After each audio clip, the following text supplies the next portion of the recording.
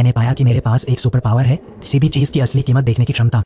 जब मेरी माँ मुझे परिवार में वापस लाई, मैंने देखा कि मेरे 2 बड़े भाइयों ने 10 मिलियन में जो प्राचीन बर्तन खरीदे थे वे सभी नकली थे। लेकिन उन्हें कोई अंदाजा नहीं था और वे उन्हें सभी को दिखा रहे। मैं तुरंत वहाँ गया और ज़मीन पर सभी प्राचीन वस्तुओं को तोड़ दिया, उन्हें बताया कि ये नकली है। फिर मैंने यहाँ तक कि निर्माण तिथियों की ओर इशारा किया, लेकिन मेरे भाइयों ने इसे स्वीकार करने से तभी मेरे दादा को भी एहसास हुआ कि वे नकली थे। उन्होंने तुरंत उन्हें डांटा, कहते हुए कि ये बेकार की चीज़ें धो अशुभ को सेज के भी लायक नहीं है। तभी मैंने अपनी सुपर पावर सक्रिय की और देखा कि परिवार का कुत्ते का कटोरा वास्तव में एक खजाना था। मैंने जल्दी से कटोरा अपने दादा के पास लाया और उन्हें बताया कि यह 10 मिलियन के लायक है। भाइयों ने हंसते हुए कहा। उन्होंने मेरा मजाक उड़ाया, मुझे देहाती कहकर, यहाँ तक कि मेरे दादा ने भी कटोरे की असली कीमत नहीं देखी। बाद में उन्होंने एक प्राचीन वस्तु विशेषज्ञ मूल्यांकन के बाद यह पता चला कि कटोरा 1000 साल पुराना था और कम से कम 10 मिलियन के लायक था। अगर नीलामी में रखा जाए तो यह 10 मिलियन तक भी पहुंच सकता है। सभी हैरान रह गए। उन्होंने महसूस किया कि मैं वास्तव में प्राचीन वस्त्र मूल्यांकन में एक प्रतिभा हूँ। फिर मेरे दादा ने 3 लिफाफे निकाले।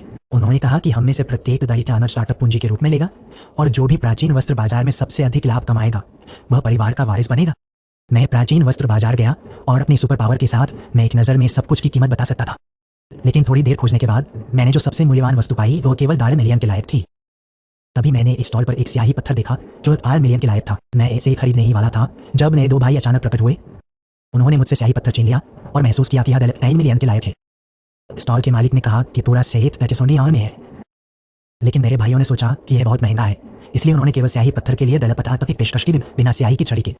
स्टॉल के मालिक ने उन्हें अलग से बेचने से इनकार कर दिया, लेकिन मेरे भाइयों ने उन्हें अनसुना कर दिया और बस 10 से गिरा दिया।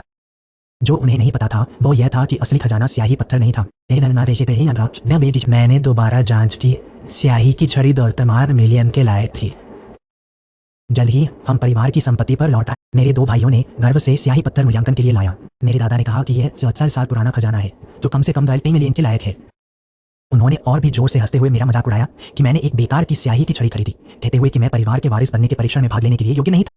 लेकिन मैंने उन्हें अनसुना कर दिया और अपने दादा से कहा, यह स्याही की छड़ी साल पुरानी शाही कलाकृति है। बस एक बूंद से यह एक पूरे झील को काला कर सकती है।